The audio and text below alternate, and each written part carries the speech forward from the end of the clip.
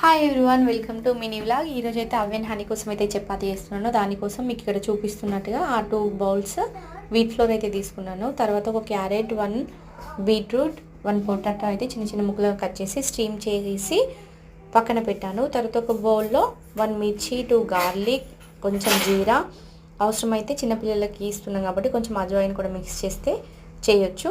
తర్వాత వాటన్నీ చల్లగా అయిన తర్వాత గ్రైండ్ చేసి పెట్టుకోవాలి. స్మూత్గా గ్రైండ్ చేసి పెట్టుకున్న మిక్చర్ని వీట్ ఫ్లోర్లో యాడ్ చేసి కలుపుకోవాలి. మనం పిండి ఎంత బాగా కలుపుకుంటే చపాతీలు అంత బాగా సాఫ్ట్గా వస్తాయి. ఈ మిక్చర్ అంతా కూడా మనకి చపాతీకి పిండికి కరెక్ట్గా సరిపోతుంది. ఒకవేళ కరెక్ట్గా రాలేదు అనుకుంటే కొన్ని వాటర్ యాడ్ చేసుకొని ఇలా చూపెడుతున్న విధంగా మెత్తగా కలిపి కొంచెం పైన ఆయిల్ రాసి పక్కన పెట్టుకోండి. ఒక 5 to 10 minutes పక్కన పెట్టుకోండి. మనకి పిండి అనేది మంచిగా మిక్చర్ కూడా చపాతీ ఫ్లోర్ కూడా మనకి మంచిగా సెట్ అవుతుందన్నమాట. ఒక 10 minutes తర్వాత చూస్తే ఇలా సాఫ్ట్గా అవుతుంది.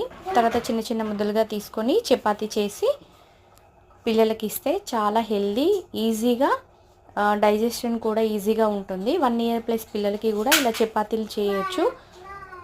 చిన్నపిల్లలు ఉన్నప్పుడు ఇలా డిఫరెంట్గా ఫ్రూట్స్ అండ్ వెజ్జీస్తో ఎక్కువ యూస్ చేస్తూ వెజ్జీస్ చపాతీలు, పరాటాలు చేసిస్తే హెల్త్కి చాలా మంచిది. పిల్లలు కూడా ఇష్టంగా తింటారు. ఇది యోగట్లో కూడా చాలా బాగుంటుంది. పప్పుతో కూడా తిన్నా సూపర్గా ఉంటుంది. పిల్లలకైతే వెయిట్ గెయిన్ అవ్వడానికి, అడల్ట్స్కి అయితే వెయిట్ లాస్ అవ్వడానికి కూడా ఈ చపాతీలు హెల్ప్ అవుతాయి. ఎందుకంటే ఫ్రూట్, వెజ్జీస్ యూస్ చేసాం ఒకటి. ఇది 1 చపాతీ తిని 2 కర్రీస్తో తింటే అడల్ట్స్కి అయితే వెయిట్ లాస్ కోసం మనం ఇలా చపాతీలు చేసుకోవచ్చు. అండ్ పిల్లలకైతే వాళ్ళకి ఎప్పుడు బోర్ కొట్టకుండా ఉండడానికైతే ఇలా డిఫరెంట్గా ట్రై చేస్తూ ఉంటే ఇష్టంగా తింటారు. చూసారు కదా చపాతీలు మనకు ఫోల్డ్ చేసినా కూడా ఎంత సాఫ్ట్గా ఉన్నాయో.